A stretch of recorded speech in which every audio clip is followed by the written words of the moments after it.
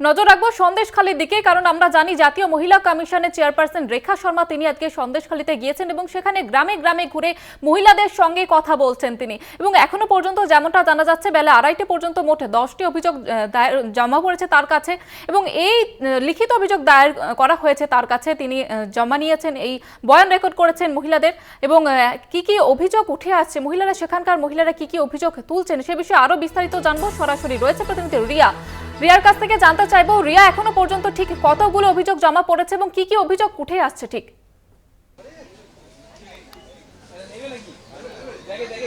জয়িতা, তোমাকে জানিয়ে রাখবো যে ইতিমধ্যেই 8 থেকে 10টা অভিযোগপত্র কিন্তু এসেছে। এই জাতীয় মহিলা কমিশনের চেয়ারপারসন রেখা শর্মা তিনি দুটি বাড়িতে গিয়েছিলেন। আমরা যে চিত্র দেখলাম, যদিও আমাদেরকে বাড়ি অবধি অ্যালাউ করা হয়নি, কারণ তিনি বলেছিলেন যে মিডিয়া যাবে না, কারণ তিনি একান্তে কথা বলতে চায় এবং তাদের সেফটি অ্যান্ড সিকিউরিটির জন্যই এরকম তারা সিদ্ধান্ত নেয় যে মিডিয়া যায় না ভেতরে। এবং যেটা দেখা যায় যে দুটো বাড়িতে তিনি গেলেন এবং দুজন একাধিক মহিলার সঙ্গে তিনি কথা বললেন।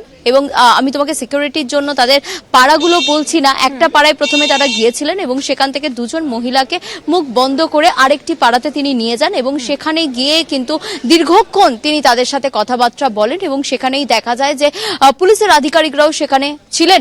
পাপিয়া সুলতানা তিনি রাজ্য পুলিশের একজন আধিকারিক, তিনিও সেখানে ছিলেন, হায়ার অফিসিয়ালস তিনি।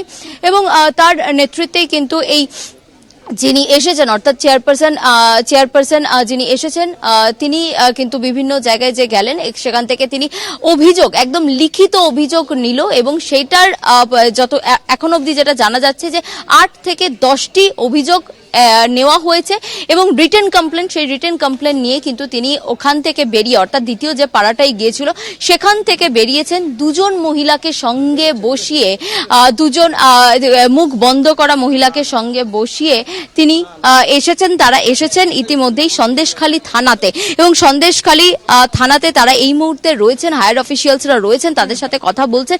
আমি তোমাকে যেটা আগেও জানিয়েছিলাম যে এই সন্দেশখালী থানাতে তারা আসবেন আজকে এবং তারা একটি বৈঠক করবেন এবং এসপিও সেখানে থাকবেন, অর্থাৎ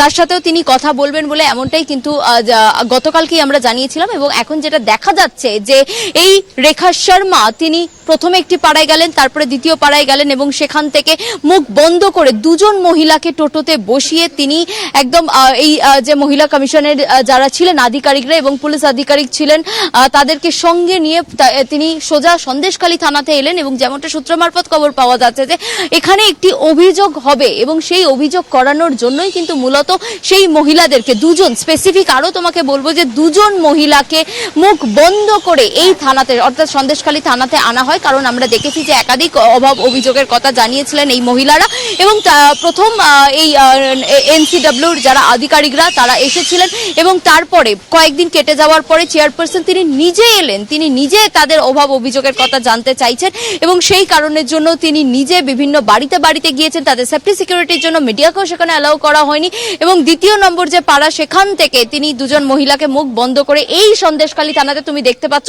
যাতে কোনো অপ্রীতিকর ঘটনা না ঘটে সেই কারণের জন্য র্যাব মোতায়েন রাখা হয়েছে। কারণ আমরা জানি সন্দেশখালীর অনেক জায়গাতে এখনো প্রায় 15টি জায়গাতে সেখানে কিন্তু 144 জারি করে রাখা হয়েছে যাতে কোনো অপ্রীতিকর ঘটনা আর না ঘটে সেই বিষয়টা নজরে রেখেছেন। এবং সেই কারণের জন্য যে দুজন মহিলাকে এখানে আনা হয়েছে, কারণ আমরা এর আগেও শুনেছিলাম যে যখন 164 এর জন্য বেশ কিছু মহিলাকে নিয়ে যাওয়া হয় এবং যেটার পরে মূলত 376D যেটা কিনা গ্যাং রেপের সেকশন, সেই সেকশন অ্যাড করা হয় এবং 307 অ্যাটেম্প টু মার্ডার, সেই দুটি সেকশন কিন্তু অ্যাড করা হয়েছিল এই গোপন জবানবন্দি নেওয়ার পরে। এবং যারা গোপন জবানবন্দি দিতে গিয়েছিল ঠিক তাদের বাড়িতে সেই রাতেই তাদের মধ্যে একজন মহিলার বাড়িতে হামলা হয়, এই অভিযোগ কিন্তু উঠে এসেছিল এবং সেই কারণের জন্য একদম সব সেফটি সিকিউরিটি মেজার নিয়েই কিন্তু এই যিনি এনসিডব্লিউ চেয়ারপারসন তিনি এসেছেন ইতিমধ্যেই এবং দুজন মহিলাকে সঙ্গে নিয়ে এসেছেন। এবং যেমনটা জানা যাচ্ছে যে হায়ার অফিসিয়ালসরাও ভিতরে রয়েছেন, কোনো অভিযোগ নেয় কিনা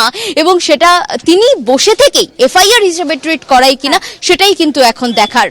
একেবারে রিয়া, তুমি পরিস্থিতিকে নজর রাখো, আপাতত ধন্যবাদ জানাবো তোমাকে। যেমনটা রিয়া তুলে ধরছিল যে এখনো পর্যন্ত 10টি অভিযোগ তার কাছে জমা পড়েছে এবং 2 মহিলাকে মুখ ঢেকে তিনি থানায় নিয়ে গিয়েছেন এবং সেখানে বৈঠকও করার কথা রয়েছে উচ্চপদস্থ আধিকারিকদের সঙ্গে।